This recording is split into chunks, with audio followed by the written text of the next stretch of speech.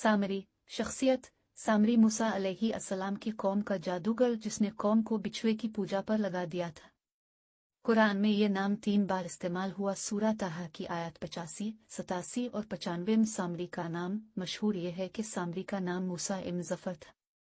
इब्न Jarir ने हजरत इब्न अब्बास से रवायत किया है कि मूसा सामरी पैदा हुआ तो फिरौन की तरफ से तमाम इसराइली लड़कों के कत्ल का हुक्म जारी था। उसकी वालिदा को खौफ हुआ कि फिरौनी सिपाही इसको कत्ल कर देंगे, तो बच्चा को अपने सामने कत्ल होता देखने की मुसीबत से ये बेहतर समझा कि इसको जंगल के एक गार में रखकर ऊपर से बंद कर दिया, कभी कभी इसकी खबरगिरी करती होगी। उधर अल्लाह ताला ने जिब्राइल अमीन को इसकी हिफाजत और ग़िज़ा देने पर मामूर कर दिया। वो अपनी एक उंगली पर शहद, एक पर मक्खन, एक पर दूध लाते और इस बच्चा को चिपटा देते थे, यहाँ तक कि यह गार ही में पुल कर बड़ा हो गया। और उसका अंजाम यह हुआ कि कुफ्र में मुब्तला हुआ और बनी इसराइल को मुब्तला किया, फिर कहर इलाही में गिरफ्तार हुआ।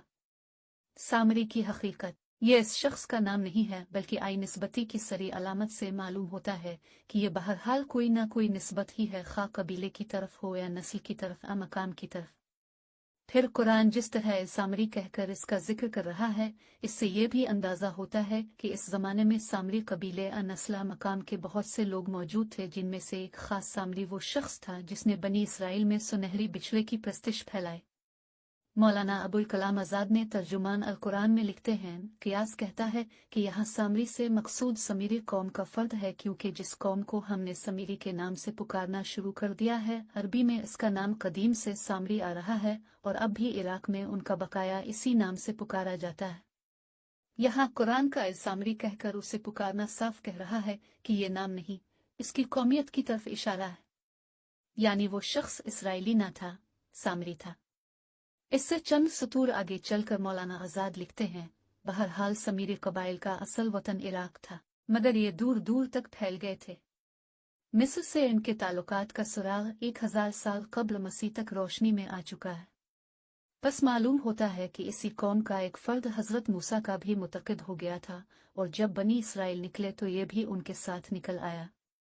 इसी को कुरान करीम ने इल-सामरी के लफ्ज़ से याद किया है। मौलाना अब्दुल माजिद दरियाबादी की तहक़ीक़ ये है, बाज़ जदीद मुहक्किकीन का ख्याल है कि कदीम मिस्री ज़ुबान में समर कहते हैं परदेसी, गैर मुल्की, बैरूनी को। सामरी से मुराद है कोई शख्स जो गैर इसराइली था और मिस्र से इसराइली के साथ हो गया था। बाज़ अहल लुग़त का ख्याल है कि इल्सामिर बनी इसराइल के कबाइल में से एक कबीला है। सामरी इसी कबीले का फर्द था। सामरी का फितना। सामरी ने लोगों को इस बात पर आमादा कर लिया कि तुम अपने जेवरात मेरे हवाले कर दो, मैं उन्हें भट्टी में गलाकर ईंटों सलाखों की शक्ल में ढाल दूंगा ताकि सफर की रवालवी में सोने और चांदी को संभालना आसान हो जाए।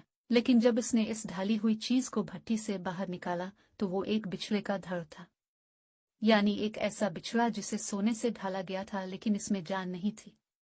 लेकिन जब इससे हुआ गुजरती थी तो इसके अंदर से बेबे की आवाज निकलती थी।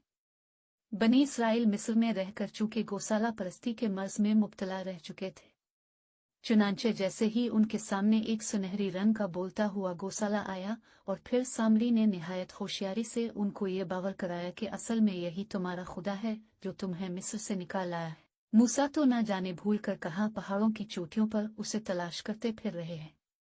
तो बनी इसराइल इसके सामने झक गए और उसके सामने कुर्बानगाह बनाकर कुर्बानियां भी पेश करने लगे।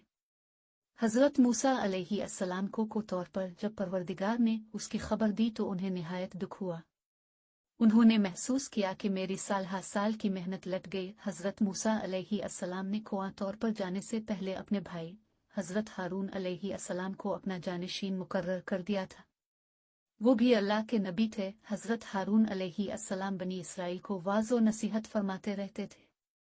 एक दिन उन्होंने फरमाया, रे बनी इसराइल, तुम लोग जब मिस्र से निकले थे तो तुम्हारे पास फिरौनी कौम का बहुत सा जेवर अमानत और आरेत के तौर पर महफूज है, जबकि तुम्हारे अपने पास भी बहुत सा जेवर मौजूद है। कुब्तियों का सोना चांदी तुम लोगों पर हलाल नहीं है और न ही इसे वापस किया जा सकता है। चुनाचा मेरा मशवरा है कि इस हराम के माल से हम सबको जान छुड़वा लेनी चाहिए। फिर उन्होंने एक गहरा गड़ा खोदा और सबके जेवरात इस गले में दफन करवा दिए। सामरी ने बिछड़ा तैयार कर लिया। सामरी जादूगर ये सब कुछ देख रहा था। चुनाचा जब रात के आखिरी पहर कौम गहरी नींद सो गई तो वो खामोशी से इस जगह पहुंचा और तमाम जेवरात इकट्ठा करके अपनी खोली में ले आया और उसे पिघला कर गाय का एक बिछड़ा बनाने में मसरूफ हो गया। सामरी ने हजरत जिब्राइल अलैहिस्सलाम के घोड़े के समों के नीचे की मिट्टी भी इसमें शामिल कर दी। ये मिट्टी इसने चुपके से इस वक्त ली थी जब हजरत जिब्राइल अलैहिस्सलाम बनी इसराइल को दरिया पार करवा रहे थे। बिछड़ा जब तैयार हो गया तो उसकी खासियत ये थी कि जब इसमें हुआ दाखिल करते तो ये बैल की आवाज़ निकालता। इस मस्नूई आवाज़ से सामरी ने बनी इसराइल को गुमराह किया और बनी इसराइल की एक बड़ी तादाद सामरी के मुकरो फेब का शिकार हो गई।